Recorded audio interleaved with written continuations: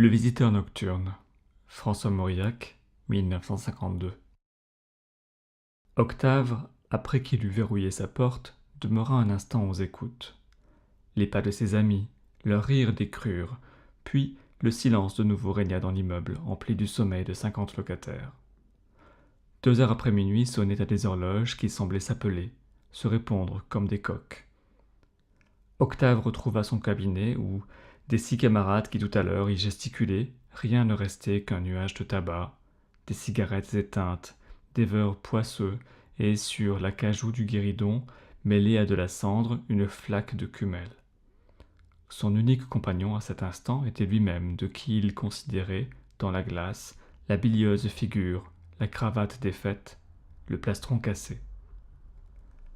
De ces heures dépensées à des paradoxes touchant les arts, le jeune homme sortait épuisé, amer. Il lui était apparu ce soir qu'il ne comptait plus parmi les nouveaux venus dans les lettres, qu'une brusque promotion y introduisait des adolescents barbares. 2 garçons de 18 à 20 ans l'avaient moqué avec une sorte d'ironie déférente. Il s'en voulut d'avoir pris au sérieux leur boutade, de s'être prêté au ridicule de défendre contre eux Michel-Ange et Beethoven. Il ne se pardonnait pas surtout de donner en secret raison à ses jeunes adversaires. De l'art, de ce Dieu jalousement adoré et servi, il n'attendait plus de consolation, ni de joie, ni même de plaisir. Effrayante usure, à cette heure nocturne, il souffrait d'entrer dans la lucide folie de ces garçons que passionne la sculpture nègre et ces musiques où ne chantent plus que des refrains de foire, d'orgues de barbarie et de parade. Il excusait leur sauvage effort pour rompre la logique du discours, pour asservir le vocabulaire à leurs cauchemars. Octave s'approcha de la cheminée et de quelques tisons rapprochés fit jaillir une flamme. Le culte exclusif de l'art, songeait-il, atteint à détruire son objet. Ce soir où je suis misérable, quelle lecture me sollicite? Vers l'un ou l'autre de ces livres, je n'aurai qu'à étendre la main, mais ils ne peuvent rien pour moi, pas plus que des poisons dont j'aurais abusé. Il se leva, s'approcha puis s'éloigna du piano, comprenant que nul son ne vaudrait ce silence solennel du milieu de la nuit. Il murmura « plus de refuge » et entendit sourdre au plus secret de son être une protestation, comme une voix étouffée, comme un appel perdu. Octave écarta un rideau, colla son front à la vitre ruisselante. Une pluvieuse nuit submergeait la ville. Mais peut-être la lune, au-delà des nuées, régnait-elle, car les toits étaient luisants. Le jeune homme songeait à se résigner au sommeil lorsque le timbre de la porte d'entrée vibra. Une visite à cette heure? Ce ne pouvait être que ce fou de Michel. Un poète qui vivait tout le jour claustré dans un appartement, au plafond et aux murs revêtus de liège. Ainsi s'assurait-il, au centre d'une ville pleine de vacarme, le silence propice à l'éclosion des poèmes. Il fallait, pour qu'il s'en évadât, que la nuit eût vidé des rues et que Paris fût devenu un enchevêtrement de préaux à son usage. Parfois, il surprenait ses amis dans leur sommeil, certain de ne pas les importuner. Quel songe aurait égalé sa conversation admirable? Cependant, la sonnerie de nouveau retentit, et Octave se réjouit de ce secours que lui envoyait le destin. Il ouvrit la porte et son visage riait, prêt à l'accueil. Mais au lieu de la silhouette connue de Michel, il s'effara d'apercevoir dans l'ombre un homme maigre, barbu, d'aspect misérable. Octave hâtivement referma la porte. Alors, l'étranger à mi-voix l'appela par son nom. « Octave! Qui êtes-vous? Ne m'as-tu donc pas reconnu ?» Il parut au jeune homme qu'à une époque de sa vie, il avait entendu cette voix. Alors, il gagna sa chambre, prit à son chevet un revolver, le glissa dans la poche de son smoking, puis, de nouveau, tira le verrou et s'effaça devant l'inconnu. Un long corps sous une pèlerine ruisselante. Il tenait à la main un feutre qui goûtait. Octave le dévisageait. Cette hâve figure, cette barbe clairsemée. Il ne les reconnaissait pas. Mais, entre les paupières malades, ce regard d'enfant, certes, lui était familier. Il chercha dans son passé. En lui, autour de ce regard, peu à peu, des objets émergeaient. Il vit la barrière d'une cour de récréation où s'appuyait autrefois un adolescent qui possédait les yeux bleus et myopes de ce visiteur nocturne. Il perçut dans l'unique platane de cette cour les piaillements des moineaux quand, après la récréation de 4 heures, les fenêtres de l'étude étaient ouvertes au crépuscule du printemps. Au 3e rang des pupitres, du côté gauche, un rêveur était assis, oui, avec ses mêmes yeux myopes, jamais posés sur un livre, mais perdus dans l'azur où la lune était encore blanche. En 1 seconde, car ces images se succédaient si rapides qu'Octave les aurait pu croire simultanées, il entendit les chaînes de l'encensoir couvrir dans le cœur embrasé, embrumé, cet enfant vêtu d'écarlate. Sur l'autel de la Vierge, les lilas étaient mourants. Une voix indiquait la page du cantique qui soudain jaillissait, soutenue par l'orgue. Octave se rappela une messe de communion. Après la prière à Jésus crucifié et les prières aux intentions du souverain pontife pour gagner les indulgences, alors que les autres écoliers étaient déjà là de se recueillir, celui qui l'évoquait demeura le visage dans les mains. Il fallut lui toucher l'épaule pour qu'il s'arrachât à cette invisible étreinte. Alors Octave prononça le nom de l'homme qui était devant lui. « Gabriel ! Tu me reconnais enfin. » Son accent exprimait tant de confiance qu'Octave cessa de s'émouvoir, inquiet soudain de ce que lui pouvait vouloir ce fâcheux. Il le débarrassa de sa pèlerine, l'introduisit dans le cabinet, l'invita à se rapprocher du feu où il se garada bien d'ajouter une bûche, redoutant que le pauvre air s'attardât.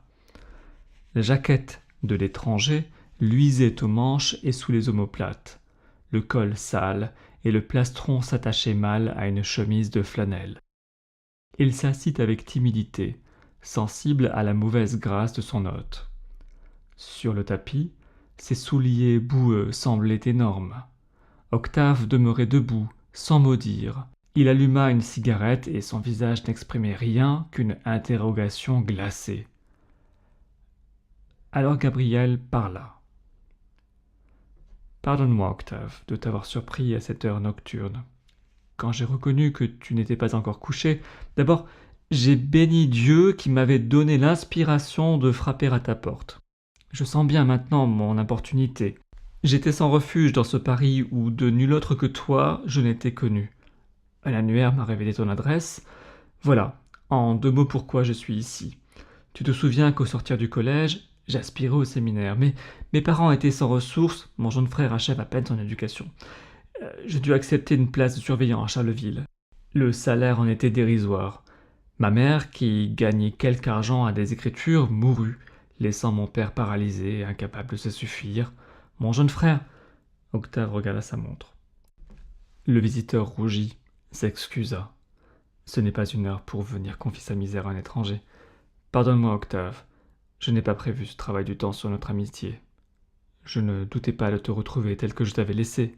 Il y a 8 ans, au seuil du collège, sous un ciel bas, c'était un soir poussiéreux et triste de juillet. » Comme Octave ne protestait pas, il ajouta « D'ailleurs, je n'ai presque plus rien à te dire. On a intéressé à notre sort un armateur bordelais qui m'offre une position inespérée dans ses établissements de Dakar. Les miens se retrouveront désormais à l'abri du besoin, mais il était temps. J'ai dû leur envoyer toutes mes économies. Il ne me reste rien que mon billet de 3e. Je prends le train demain matin et j'arriverai juste à temps à Bordeaux pour m'embarquer sur l'Afrique, où ma place est retenue. »« Allons au fait, » interrompit Octave, avec une rage froide.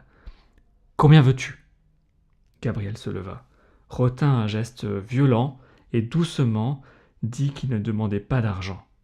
« Qu'il faut que tu m'aies oublié, Octave, pour croire que je suis venu ici en mendiant. Non, non. Mais comment t'expliquer ?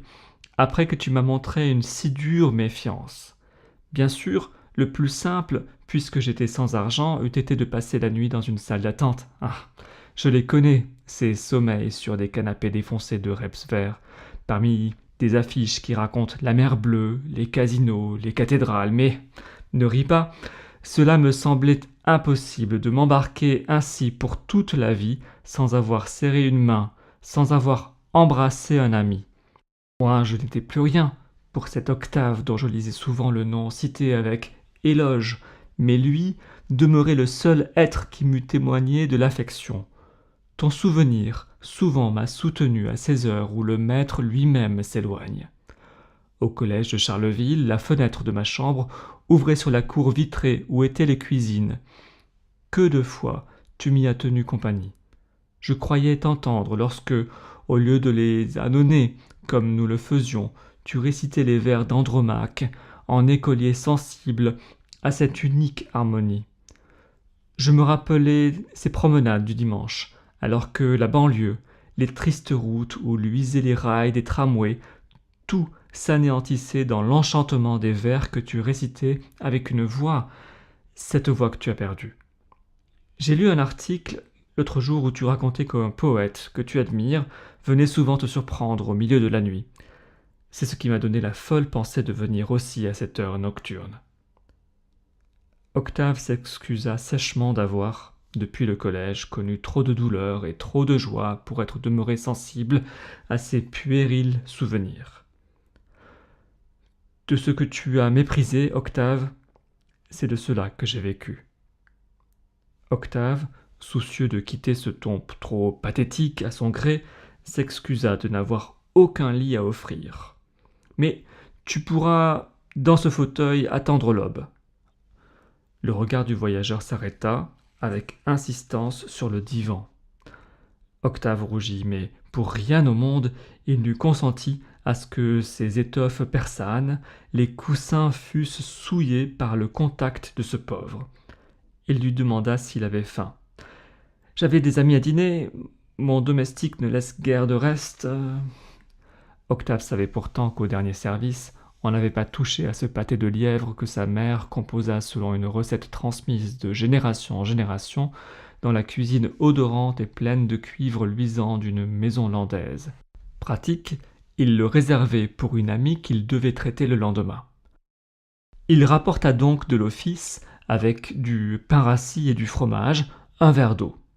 Après que Gabriel eut mangé et bu, il remercia et dit « Voilà donc ce verre d'eau qui sera rendu au centuple, mais sans verre d'eau, Octave, pour éteindre un feu éternel. » Le jeune homme riche ne releva pas cette parole et se retira après avoir éteint la lumière. Avant de fermer la porte, il vit, à la lueur mourante du feu, ce fantôme assis, immobile, le visage caché dans une maigre main. Vers 9 heures, Octave émergea d'un sommeil sans rêve. Il se souvint pourtant qu'à l'aube, l'avait un instant éveillé des pas furtifs, puis le bruit du verrou de l'entrée. Son chocolat fumait parmi des journaux et des lettres. Il aimait cet instant d'où la journée apparaît brillante, nette, avec ses heures de plaisir, de travail, alors qu'un jeune homme qui se pousse est occupé de 1000 stratégies, intrigues, visites. Le récepteur était là qu'il suffisait de décrocher pour que résonnât docile une voix féminine ou mâle. Mais ce matin, Octave ne souhaitait échanger avec personne des propos. Il se répéta que Gabriel était parti et s'étonna de n'en éprouver aucun soulagement. Bien que ce fût une matinée d'hiver comme il les aimait, quand la brume de l'avenue du bois sent le tabac et le musc, il ne trouva pas à sa promenade l'habituel agrément, négligea même de répondre à un salut. Parmi ces jeunes femmes aux coûteuses fourrures, il ne voyait qu'une pèlerine pauvre, un feutre délavé. « J'aurais dû, songeait-il, faire sécher cette pèlerine devant le feu. » Inlassablement, il repassait dans son esprit toutes les circonstances de cette étrange visite, s'approuver, s'excuser. Un passant se retourna. Octave, si soucieux de sa tenue, s'aperçut qu'il faisait des gestes, qu'il parlait seul.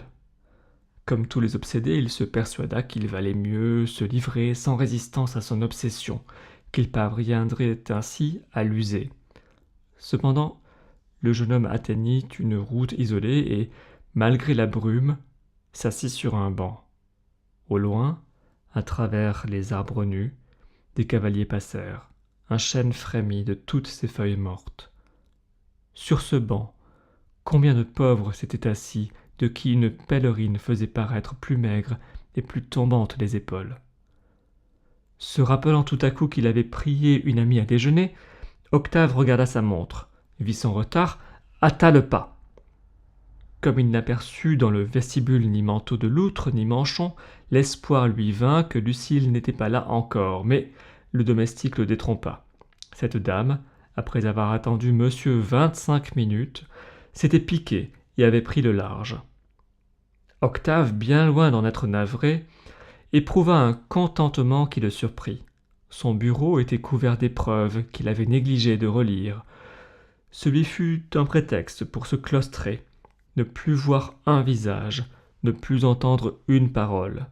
Mais le sens des mots lui échappait. Il dut renoncer à tout travail. S'étendit sur le divan, alluma une cigarette.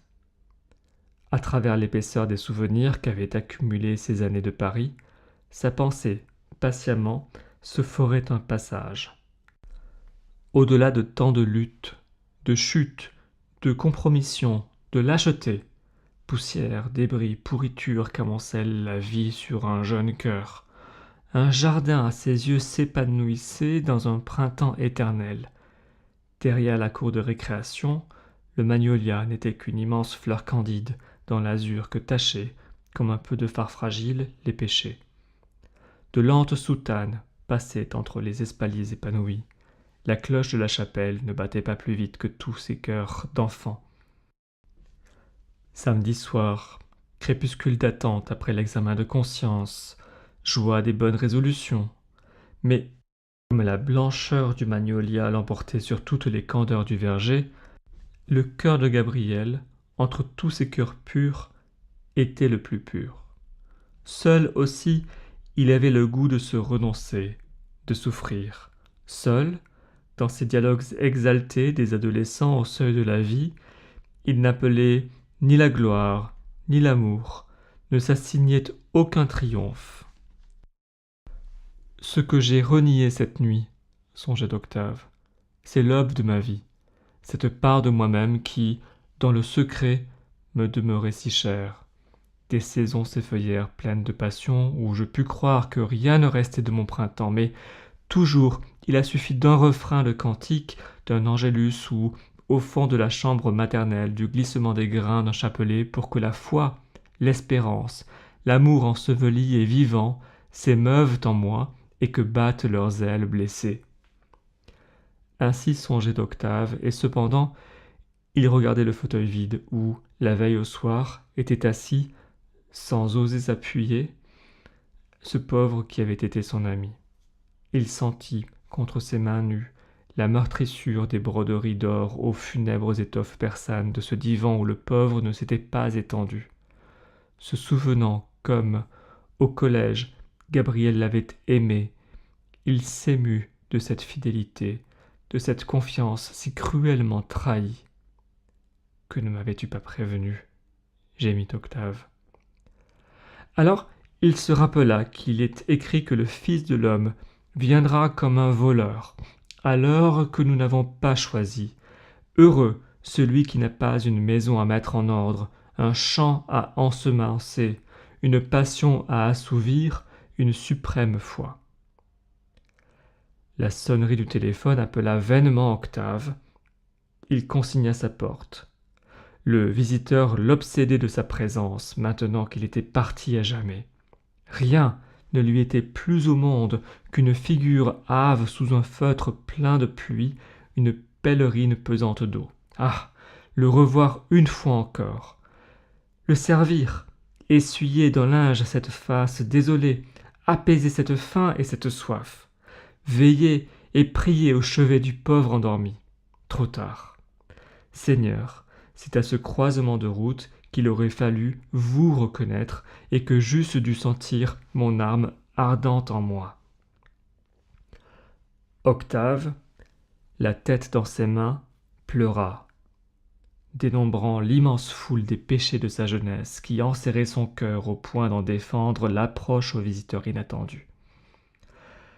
À l'aube, il réunit dans une valise quelques vêtements, prit à la gare d'Orsay un billet pour Bordeaux. Le train s'enfonça au plus épais de la pluie, les vitres ruisselaient. Les arbres, en proie au vent, avaient l'aspect de l'épouvante. Octave se réjouissait dans son cœur. Connaissant la violence de telles tempêtes sur le golfe de Gascogne, Il ne doutait pas que le départ de l'Afrique dût être différé.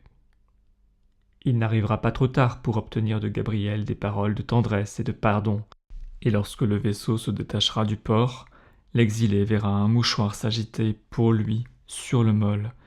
Il aura sa part des gestes d'adieu. À la gare de Bordeaux, Octave ne trouve pas de voiture.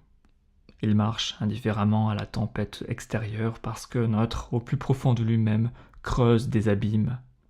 Sur les quais déserts, les flammes des réverbères vacillent, les débits de vin se reflètent sur les trottoirs inondés, des mâts confusément s'agitent dans le ciel où le vent déchire des nuées lourdes. Le pont égrène des lumières sur la ténèbre des eaux, les sirènes gémissent. Octave pénétra dans un bar. Le phonographe y faisait plus de bruit que la rafale.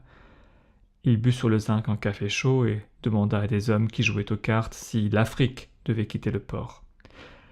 Il apprit ainsi que ce bateau avait levé l'ancre le matin même et qu'il risquait, à cette heure, de courir de fameuses bordées. De nouveau, Octave, dans les ténèbres extérieures, s'enfonça. Son désespoir l'isolait du monde. Il était arrivé trop tard. Gabriel, à jamais inaccessible, ne lui dirait pas les mots qui pardonnent et qui délient. Grelottant, il frappa vainement à plusieurs hôtels. Nulle part on ne voulut le recevoir, faute de place ou parce qu'on se méfiait de ce garçon mouillé jusqu'aux os et sans bagages. Il trouva enfin un abri dans une sordide maison meublée.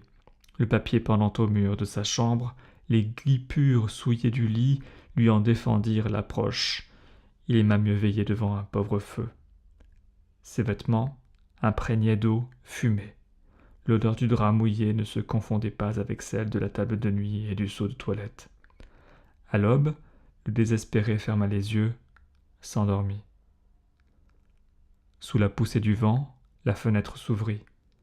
L'air glacé le frappa au visage et l'éveilla. Dans le petit jour funèbre, Octave entendit claquer les volets, tomber des tuiles, s'entrechoquer les fils télégraphiques.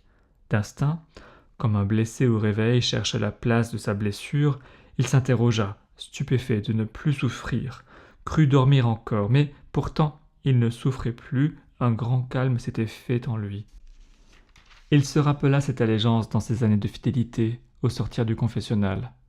Octave se sentait pardonné, sans connaître d'où lui était venue, pendant qu'il sommeillait, cette certitude, et était plein d'étonnement, comme l'aveugle-né, après le miracle, regarde ses jambes se mouvoir. Il quitta sa chambre, pénétra au rez-de-chaussée, dans la salle où la caissière lisait le journal. Dès le seuil, Octave lut en manchette, sur la feuille déployée, « L'Afrique, perdue corps et biens ». Cependant, il régla sa note, sourd aux commentaires de la femme, gagna la rue. Il ne pleuvait plus. Tranquille, paisible, Octave allait au milieu de la chaussée déserte, sentant à ses côtés la présence de celui dont le corps, à cette heure, errait dans les grandes profondeurs de l'Atlantique. Mais il avait hâte de trouver le lieu propice au dialogue d'un mort et d'un vivant. Il suivit d'instant les rues qui mènent à la cathédrale. Une messe finissait. C'était la minute où, comme un aimant, la sainte table attire, tout à la fois, d'humbles robes noires. Au dernier rang, aux côtés d'un pauvre de qui la pèlerine faisait apparaître plus tombantes les épaules, Octave se mit à genoux.